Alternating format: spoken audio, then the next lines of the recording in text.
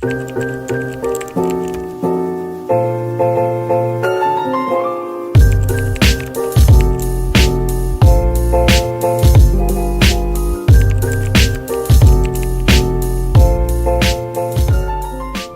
last week's video, I shared how 2023 did not go as expected for me. And if you want to see something really funny, go back and watch my video at the end of 2022 to tell you what I was planning to do in 2023, and then watch last week's video to see the drastic difference that happened in just 1 year. But I have learned quite a lot this year, and I feel like that's because I finally hit a breaking point in 2023. And that breaking point was not only in my business, but also personally, like mental and physical health. If I really want to be honest, probably all 8 years, I've been going pedal to the metal in my business. Checking off all the boxes, doing everything that I'm supposed to be doing, constantly launching, which eventually got me to this summer in 2023, where I realized, I kind of need to start taking better care of myself.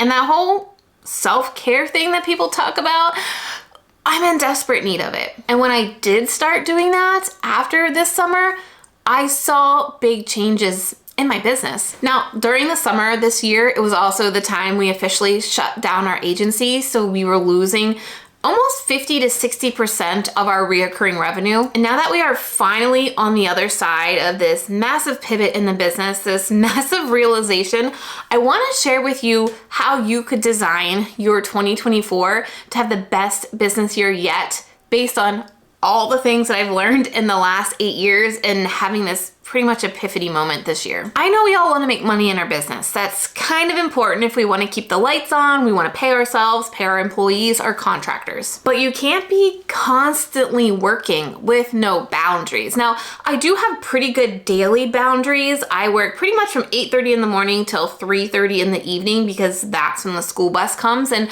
I don't typically pick up work after 3:30. But what I'm really terrible at is actually taking a day off in my business or taking a day every week just for my brain to breathe and for me as a CEO to have creative space to think about new ideas and new promotions and new ways to help my clients get better results. And that includes incorporating days where I have 0 calls on my calendar. And I know when we hear the word self-care, we all think the same thing, and more self-care, taking care of myself more has probably been on my goals list for at least the last 5 years, if not more. But what can we, myself and you included, do in 2024 to actually make our self-care a priority?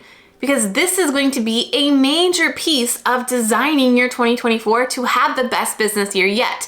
Because your health, your mental health, how you're taking care of yourself will affect your business results. The last 3 months, I've made some really big changes in my daily routine and what I'm doing, and I've seen changes in my business. My business doesn't stress me out as well. We are almost at our January 2024 goal here at the middle of December 2023. And I just feel better.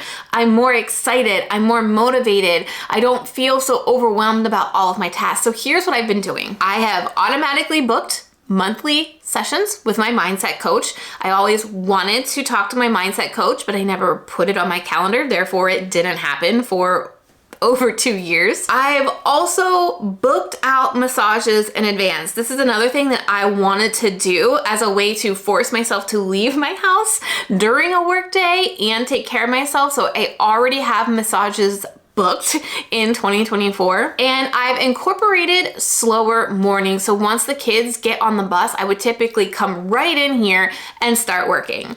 But now I'm actually with my mindset coach working through this app right here that is like a sound therapy type exercise that I do for anywhere between 5 to 10 minutes every morning. And I'm really enjoying this because I just kind of had a hard time with meditation, but really enjoy this experience. So what I want you to do for your action step, your very first action step in designing your 2024 is get something on your calendar for you. Like look at your calendar right now, whether that is going to be slower morning so you aren't going to be taking calls until later in the day. Maybe you're gonna say, this is the time I'm gonna be reading a book. Maybe you are gonna book that massage. And I'm just booking monthly massages. These things aren't happening every week. Because I think I've been clear so far that if you aren't taking care of yourself, your business is going to suffer. And I've seen it firsthand, not only in myself, but quite a few of my peers as well. When we tend to, I don't wanna say let ourselves go, because it's not that we're letting ourselves go, it's just when we don't make ourselves a priority. Kind of like when they tell you on an airplane, if you are a parent, put your oxygen mask on first. We need to think about that when it comes to our business too, because yes, we have task lists. Yes, we have social we need to post. Yes, we have YouTube videos we need to post, clients we need to serve, all of that stuff. But if you aren't in the best health physically and mentally, that stuff is going to drain you and you're not going to be able to give your best self to that to get the best results. What I experienced when I had this epiphany is, like I said, for 8 years, I've been pedal to the metal and I never took time between launches, took time to just take a break. Yes, I have vacations in there and trips with my family, but that is still being a mom and not just having time during a day to be myself, let my brain breathe, not have kids, not have clients, not have employees, and just be alone with myself. I could feel the stress constantly weighing on my shoulders every day, every week, every month, every year, but I wasn't doing things consistently to take care of it. I even had gone to the doctors to talk about like, how can I get better sleep and how can I not feel so exhausted? And it really came down to the amount of cortisone level in my body from putting so much stress on it was ridiculous. Even when I went to a massage, finally, after years of putting it off, he asked me what I did for a living because he said my shoulders were pretty tight. And when I told him I ran my own business, he said, oh. And then he was doing a little bit of work on the one shoulder and there was this giant like release or pop. The masseuse actually said, oh, wow. That's when I knew, yes, I've got a stress problem. But while that was all happening physically, mentally, my confidence was all over the place because my cortisone levels were just keeping me in this ping pong of, oh, I feel really good about what I'm doing. Oh no, I'm second guessing what I'm doing. Oh, this is a really great idea. Oh, I need to do these 5 other ideas, otherwise I'm gonna fail. Oh, I know what I'm doing here. Oh my gosh, why am I doing this? I need to quit my business because I have no idea what I'm doing. And I honestly contribute that to not giving my mental health the priority that it needed, not being able to sleep well. It has really affected kind of my consistency and my confidence. I also had a problem for a long time losing weight because of the cortisone levels. And I would work out and I would eat right. And I actually gained weight until I realized my body was in this so high-strung state that I couldn't put more stress on my body with workouts. So I started walking, thanks to my friend Tish, who introduced this to me. Yes, walking, I get it, Trina. But as an athlete, I assume working out is getting sweaty, like hardcore, heart rate up. But when I started working every day, I started to lose weight and I wasn't doing these hardcore workouts, but my body just couldn't handle more stress in addition to what I was putting it through. So I think I've convinced you. Let me know in the comments if you're putting something self-care related on your calendar right now and let me know potentially what it is. Is it just gonna be time to read every single morning? Time to go for a walk, time to stretch, maybe book a massage once a month? Let me know. Once you've added self-care to your calendar, I would recommend at least one of those self-care pieces be something you do every day. For me, it's the sound therapy, and as I start January, I wanna start reading more because I've just not had time. And so I wanna kind of go into a cycle of get the kids on the bus, do my sound therapy, read a book for 20 minutes, and have this buffer zone before I become CEO Trena. So I need this buffer zone from Mom Trena to CEO Trena. That is the very first priority in designing a better 2024, all right? The second thing that I want you to do is you've got to reflect on how 2023 went. When you're reflecting on this past year, you've got to celebrate the wins. Look, it was a hard year for a lot of people here in 2023, and just getting to today is a win. But if we constantly think about all the negatives, we're not gonna really have that hope going into the new year. And I know that sounds kind of woo-woo, but trust me, you need to look at the wins that you had in 2023 to show yourself that yes, you've got this, you can do this, and get yourself excited for the new year. I'd love to hear any of your wins down in the comments. Some of you have been with me for a while and we've never really shared our wins. So let me know down in the comments so I can celebrate with you. And then I want you to reflect after you've got your wins on things that you loved doing this year and things that you hated doing this year. This is, again, going to help us start to design having the best year in 2024, because when we look at the things that we hate, do you really need to do those? As I was reflecting last year, one of the things, I didn't hate it, it was just not my favorite thing to do was my agency. And then we finally got to the point where we decided we are not taking it into 2024 with us. I also don't love maintaining my courses. I don't love it because I can't get the best results for my clients in a self-paced course. So I probably won't be releasing any self-paced courses in 2024 to add that stress on me to think about, okay, how do I get people through the course? How do I make it better? I'm just gonna work one-on-one with my coaching clients for 2024 to see how it feels at the end of next year. And I don't love being on calls every day. So as I'm planning out my Google Calendar for 2024, there are definitely gonna be specific days that I do not take calls and the days that I will take calls. Now, something unexpected that I have loved in the past couple of months is doing reels. You may hate creating content and you may want to leave that behind in 2024, but you've got to be creating content to grow your audience, get your audience to know, like, and trust you. So you can't necessarily leave it behind, but you can pick and choose which content that you love to do and take that into 2024 with you. I also love spending time with my mastermind clients, my coaching clients inside a 10K replay in the YouTube coaching experience. So I am also formulating my calendar in 2024 to be able to take more hot seat calls with them and to be able to have more check-in time with them more than I already have, because they're so inspiring that's where I want to be spending my time with those clients. And so I'm going to make sure I adjust my calendar to put more time in that group. You also want to get down to the nitty-gritty as well and think daily. What are the daily things you do every day that you hate and that you actually like to do? And then start making a plan, just like overall what you hate to do and what you like to do, to see how you can pull out those things that you hate doing. Maybe you don't need to do them anymore. Just take a look. Think, how could I remove these things on my list that I hate doing? And if I have to move them into 2024, how can I formulate them or restructure them or look at them in a way that you don't hate them anymore? One of my friends, Lynette, at my mastermind back in November was talking about Instagram. And a lot of people there just hate Instagram. And what she said was pretty amazing. She said, you can hate doing Instagram stories, but you can continue to stay broke. Now that was a paraphrase, but she said you need to, and also my friend Erin Blackwell, she said you need to be thinking about how to make something positive. So I'm gonna show up on Instagram Reels because I'm gonna make money today. That's how you need to be thinking about that kind of content that you maybe are hating.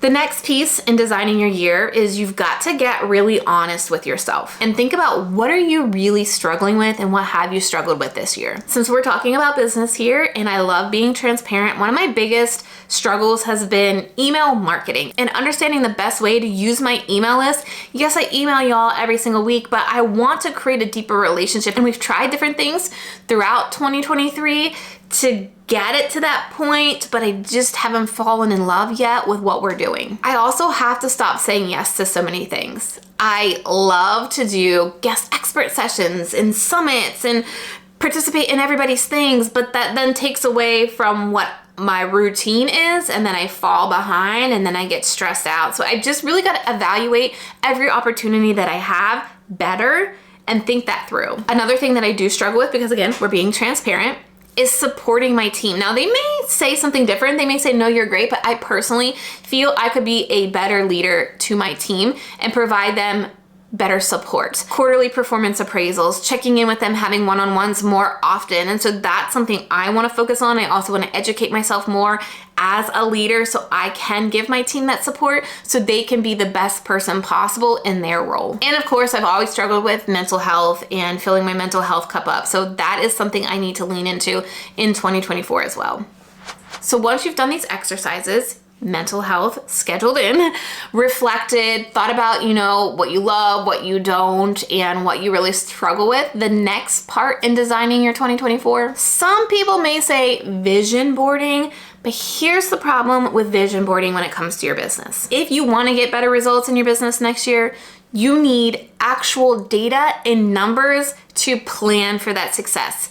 Yes, it's great to search Pinterest and cut out magazine clippings to envision this great year, but that's going to do nothing for you to plan in your business for 2024. So you've got to take the time right now before we go into 2024 and dig into some very important numbers. Like, how much did your email list grow this year?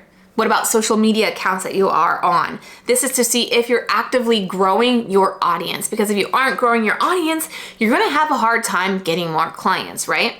You also want to be looking at, if you had a launch or you have a sales page for something, how much traffic did you actually get to that sales page this year? How many sales did you get from that sales page, to see what the conversion rate of that sales page is. Now, when I work with my clients, usually their conversion rates are pretty good. Anywhere between 2 to 5% is great. And that's generally where they fall. Sometimes they fall even higher than that. The problem comes in is traffic, getting enough people to that page to get the sales that they want. This is what will make the biggest difference for you in your business. This is what I make all of my clients do inside my coaching program. And as we look at 2024, we are going to lean into this even more. We're going to have either weekly or monthly meetings about their numbers, because when you make a decision in your business, it shouldn't just because how you're feeling or you think that's the good idea. You want to make a confident decision and what your next step is going to be in your business based on data and numbers. The bonus about doing this as well is it's actually going to limit the amount of things that you will be working on, because you're gonna see better results when you can focus on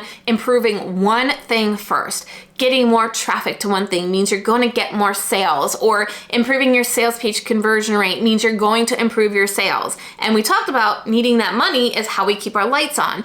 And that way you can just really focus on one thing first to start getting consistent sales before you add all these other things onto your plate that you don't really need to do, that aren't going to drive consistent money to your business right now. This is exactly why I've purple labeled with Funnel Gorgeous, basically meaning that any single client that I have, I can provide them a specific bundle from Funnel Gorgeous for free. And inside that bundle is very specifically a funnel metrics tracker that I make my clients fill out, and a marketer's KPI workbook, which allows us to do backwards calculators and launch calculators to see if this is what you want to make in this launch, and this is how many people you have on your list. This is realistically what you are going to make. Now we can move the numbers around and test different numbers to see how do we get to the number that they really want for those sales. And usually that means we're gonna need to get more traffic to that page, which means you've gotta spend a lot of time in your business growing your audience. Whether that's on social, whether that's Facebook ads, whether that's here on YouTube, you've got to be constantly focusing on growing your audience. Once you have your numbers, and you have your self-care scheduled into your calendar, you can start making goals for your business. And these don't have to be specific. I need to grow my email list 40%. I need to make 75 sales of this course. That is absolutely important. But I think first goals you should be setting before you move over to those metrics goals are things you're going to set a goal to do every day to help you feel better. So for me, one of those goals is to get 11,000 steps in every single day to, again, just keep my activity level up, keep my mind clear. Slower mornings, like I mentioned earlier in this video, massages every single month. And I also want to get to the point where I can block 2 days every single week where I have nothing on my calendar, just a totally blank calendar, to give myself the space to be creative again. From there, I'll dive into the nitty-gritties, because that self-care piece is going to affect the numbers, because if you aren't adding that self-care goals, the numbers are going to suffer. Now, there is a exercise that I go through to block time off in my Google Calendar to really ensure I have enough time every day to get done the things I need to get done. Let me know in the comments if you would like me to do a couple videos about how I set up my Google Calendar, or would you be more interested in my time management and what I do to manage what I'm working on when I'm working on it? Or are there any other topics you would like to see from me here on my channel as I start to build out my content plan for 2024? Let me know your suggestions below.